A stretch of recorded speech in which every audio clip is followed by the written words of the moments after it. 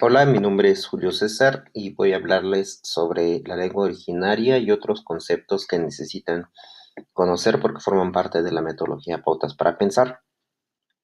Estos conceptos tienen que ver con lenguas indígenas o lenguas originarias y sobre cómo se propone desarrollar un espacio protegido para ellas en las aulas. Entonces, estos conceptos eh, a menudo se confunden, lengua materna y lengua indígena sobre todo, pero se refieren a cosas distintas.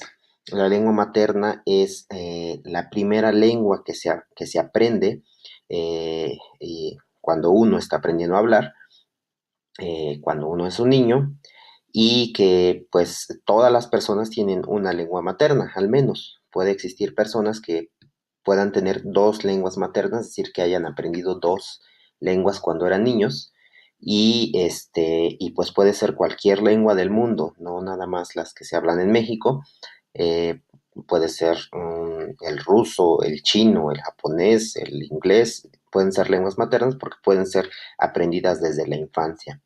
Este concepto es distinto del de lengua indígena, que se refiere a las lenguas que se hablan hoy en México, en este territorio, pero que también se hablaban antes del proceso de la conquista.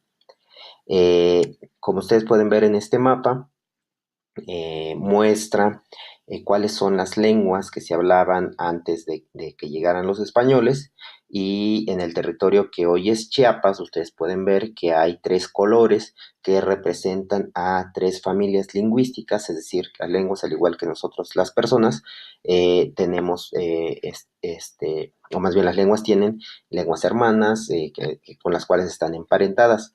Entonces, del lado oriente de Chiapas, podemos ver en este color naranja todas las lenguas de la familia maya, entre las cuales está el celtal, el tzotzil, el chol, el tojolabal, entre muchas otras. Y del lado izquierdo, las lenguas mijezoques, con el color rojo. Y también en medio, un espacio donde se hablaba lengua chiapaneca, en lo que hoy es Chiapa de Corzo, pero que desafortunadamente ha desaparecido. Si comparamos este mapa con este otro mapa, que es cómo están las lenguas indígenas en la actualidad, podemos ver que pues ha desaparecido uno de los colores, pero se siguen hablando las lenguas de la familia maya y las lenguas de la familia mijezoque. Al igual que estas familias, también hay muchas otras familias lingüísticas en México. De hecho, son 11 familias lingüísticas las que se hablan, y aunado a la familia lingüística del español, son 12 familias lingüísticas las que se hablan en México, y eso nos da un total de 69 lenguas que se hablan en territorio mexicano. Y además cada una de estas lenguas tiene distintas variantes, que son las formas distintas que se hablan en cada comunidad. Por ejemplo, no es lo mismo el tzotzil de Sinacantán al tzotzil de Huixtán, y que nos dan un montón, una variedad impresionante de lenguas y variantes que tienen cada una de estas en el territorio mexicano. ¿Y cuál es el asunto con estas lenguas indígenas, con estas lenguas originarias?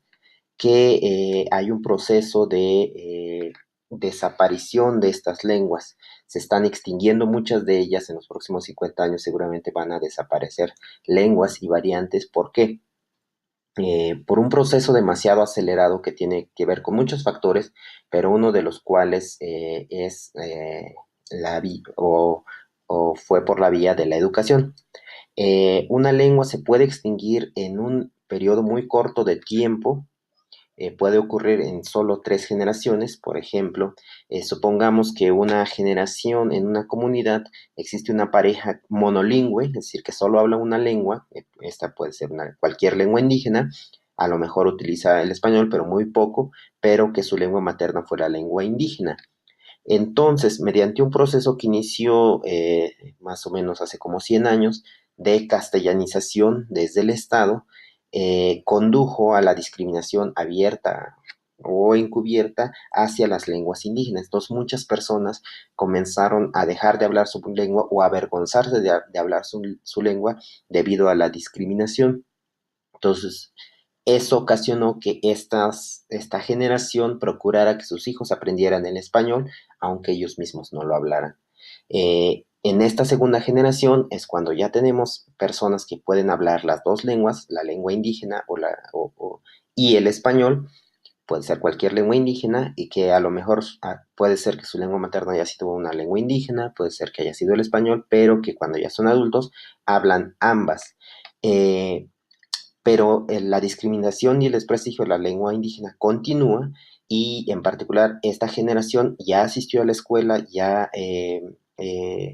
pasó por un proceso de educación, pero en muchos de los casos esta educación fue únicamente en español, fue una educación monolingüe.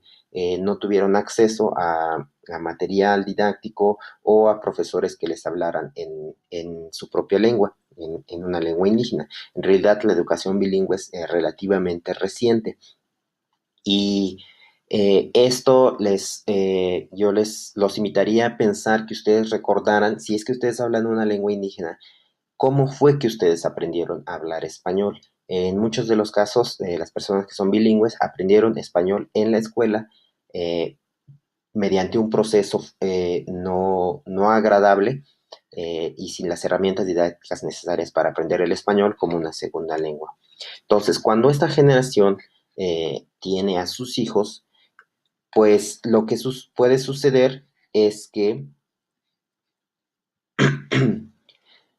no les enseñen a sus hijos a hablar la lengua indígena que ellos hablan. Entonces, la tercera generación puede resultar que sea monolingüe en español, que es decir, que desde pequeños tengan como lengua materna el español.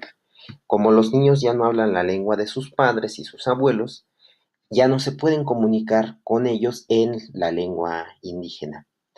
Eh, ¿Qué pasa cuando estos niños se vuelven adultos y tienen hijos y tienen una siguiente generación? Pues como ya no saben la lengua indígena, ya no pueden transmitirla, y por lo tanto, pues esta lengua se extingue. Este es el caso de muchas lenguas en México y de muchas variantes dialectales de las lenguas indígenas, en las cuales no existe transmisión de la lengua y pues está extinguiendo, es decir, quedan muy pocos hablantes de esas lenguas. Y todo esto tiene mucho que ver con la educación. En la mayoría de los casos, el sistema educativo no contribuye a la transmisión de la lengua indígena, porque la lengua indígena no es vista como un medio válido o un medio importante para transmitir conocimientos. Es decir, sí es posible que muchas escuelas enseñen a leer y a escribir en cualquiera de las lenguas indígenas, pero que se quede únicamente en ese proceso. Y es así que entonces, en Pauta para Pensar, se propone que una estrategia para contrarrestar esto es construir un espacio protegido donde se puedan desarrollar todas las habilidades de la lengua en el aula. Es decir, un espacio que sea exclusivamente para la lengua indígena que se hable en la comunidad, eh, de tal forma que el estudiante pueda leer, no únicamente pronunciar las palabras que ve en un escrito, sino que además las comprenda, es decir, una lectura de comprensión de lo que está escrito en su propia lengua, que también pueda hablar, que también pueda expresar sus ideas de forma oral, pero que sean ideas resultado de una reflexión, no únicamente una repetición de lo que él haya escrito o de lo que le hayan dicho que repita. Y finalmente también escribir para poder comunicar sus propias ideas, las ideas que sean el resultado de alguna reflexión o de algún proceso de pensamiento. Todo esto en su propia lengua, en la lengua indígena de sus padres y de sus abuelos.